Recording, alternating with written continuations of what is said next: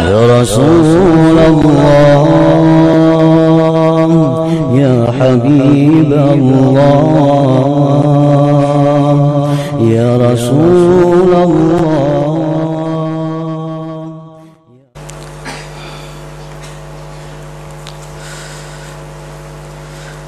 Dan dari Ibni Abbas radhiyallahu anhuma, ia berkata, 2 rakaat yang sederhana dalam tafakkur adalah lebih baik daripada mengerjakan salat 1 malam tanpa hati. Orang sembahyang semalaman, tapi kada ada tafakkurnya dalam salat itu, kada ada perenungannya terhadap apa yang dibacanya. Lebih baik sembahyang 2 rakaat yang biasa, tapi diisi dengan tafakkur dalam sembahyang itu. Sebelum kita ruku, sebelum kita sujud, itu kita sudah tafakkur tentang kebesaran Allah.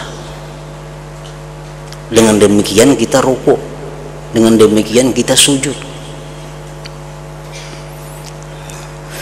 Kalau kita sujud, kita ruku, sebelumnya itu kada ada tafakkur tentang keagungan Allah, nah apa artinya ruku itu?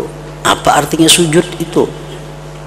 Nah, hendaknya sujud ruku yang kita lakukan itu merupakan buah daripada tafakkur kita tentang keagungan, kebesaran, ketinggian Allah Subhanahu wa ta'ala.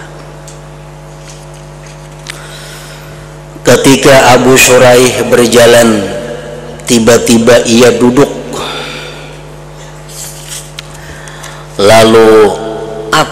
lalu menutup kepala dengan pakaiannya, maka langsung beliau menangis.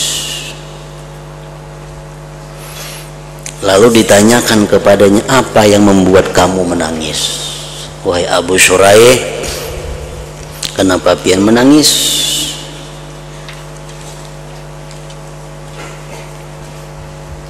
Abu Shuraih menjawab, saya berpikir tentang perginya umurku. Aku tadi berpikir tentang hilangnya umurku. Berapa sudah umur nang hilang? Dan sedikitnya amalku. Dan dekatnya ajalku. Itu yang aku pikirkan tadi, maka tangis nih. Umur sudah berapa tahun yang hilang, sedikit amal kebaikan, sedikit ibadah kepada Allah, sedangkan ajal lagi sedikit habis.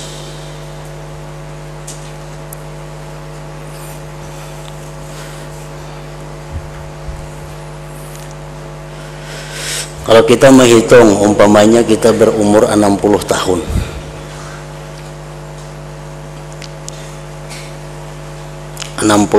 sudah umur yang kita jalani, berarti kebiasaan umur 60 tahun ini sudah lebih separuh jalan. Jarang ada orang berumur 120. Nah, kalau kita berumur 50 aja, 40 aja, boleh dikatakan sudah lebih separuh yang dihabiskan umur kita, apalagi 60.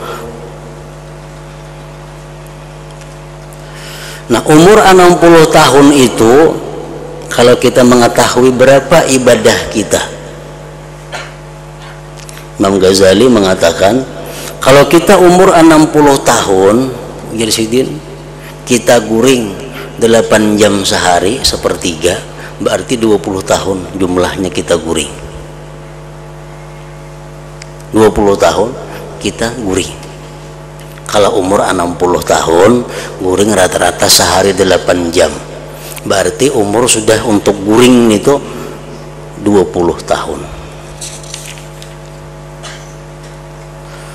Nah, kemudian kita tambah lagi, sehari kita di toko, sehari kita di kebun 8 jam. Jam 8, 9 turun, Mbak Asar bulik, sekitar 8 jam di toko mencugut. 8 jam itu kali 20 tahun berapa? Kali 60 tahun 20 tahun juga. Nah, 20 tahun berarti umur kita habis untuk dunia. tinggal lagi 20 tahun. Tinggal lagi 20 tahun. Nah, 20 tahun yang tersisa inilah lagi umur kita untuk akhirat. Jakanya 20 tahun ini pol ke akhirat bisa selamat. Karena banding dunia 20 tahun, akhirat 20 tahun. Kan guring kada dihitung napa-napa tadi. Nol guring itu. Nang payah kita, yang sulit kita membayangkan keselamatan, 20 tahun sudah habis untuk urusan dunia, sisa 20 tahun ini kada sampai lagi untuk akhirat. Ini bulik ke rumah, urusan dunia pulang umpamanya, bulik di toko, main bola di TV 2-3 jam, lihat sinetron macam-macam. Nah, kalau dihitung-hitung umur 60 tahun itu jadinya paling-paling 5 tahun beribadah kepada Allah. Nah, kalau kita bertafakur seperti itu, kita akan bisa mengetahui kualitas diri kita. Nah, dalam hal macam itu, kalau kita berharap kita bisa masuk surga, itu angan-angan ngarannya. Angan-angan. Diberi Tuhan umur 60 tahun, 5 tahun beribadah, mengharap ke surga, itu angan-angan ngarannya. Jakanya umur 60 tahun, 30 berharap, nah itu bisa. Orang berabah ditilam, mudahan datang duitnya 1 miliar ke rumahku nih, itu angan-angan ngarannya. Becari kada, apa kada. Nah, kalau orang berusaha mendulang misalnya, berharap dapat intan kayak hintalu itik, nah itu berusaha tuh kadang-kadang mahayal ngarannya.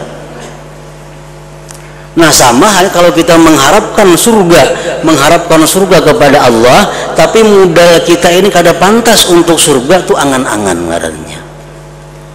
Nah, itu yang membuat Abu Shuraih ini beliau menangis tadi.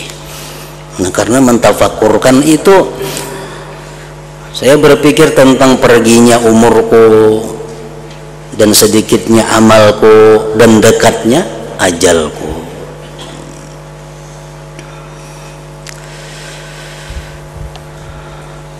Nah, oleh karena itu Rasulullah Sallallahu Alaihi Wasallam dan para ulama-ulama warasatul anbiya, mereka itu mengajarkan kepada kita bagaimana waktu umur kita itu supaya bermanfaat untuk akhirat, jangan nang sia-sia, apalagi jadi dosa. Kita ambil contoh misalnya guring tadi, makan waktu 20 tahun, itu ada sedikit waktu terbuang untuk guring.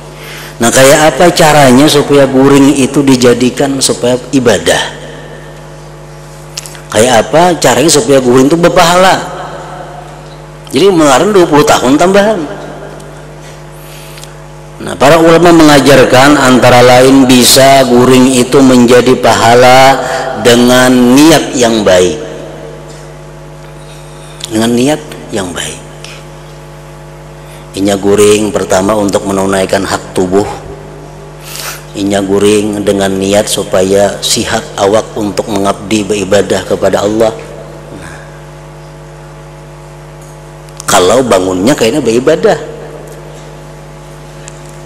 bisa niatnya macam itu. Orang-orang penuntut ilmu itu kawa niat guring supaya kada mengantuk menuntut ilmu, supaya sihat menuntut ilmu. Kenapa? Karena seharian hidupnya adalah menuntut ilmu. Kalau orang-orang yang berusaha, berkebun, bertani, ada cocok untuk ibadah, karena isuknya bertani.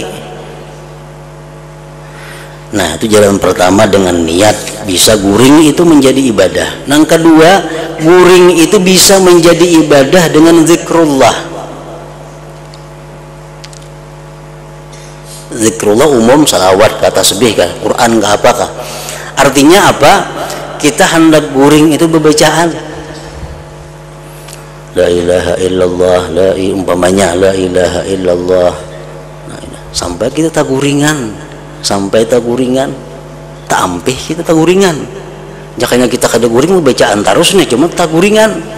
Nah, berapa jam kita guring itu kita dinilai sebagai orang yang berzikir tadi ngarannya. Ini cocok untuk pengusaha-pengusaha nang niat nang tadi kada cocok. Jadi hendak gue baca salawat, Allahumma sholli ala sayyidina Muhammad wa ala ali sayyidina Muhammad, Allahumma baca sampai hanyut, sampai guring hilang.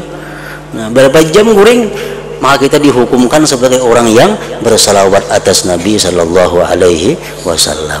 Ini salah satu cara untuk memanfaatkan guring supaya jadi nilai ibadah atau nilai kebaikan. Kalau kadang itu kayaknya takur.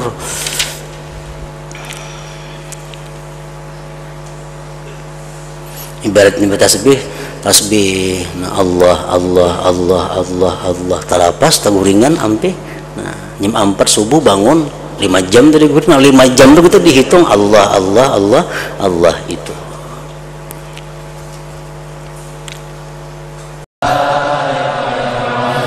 Ya Rasulullah, ya Habibullah, ya Rasulullah.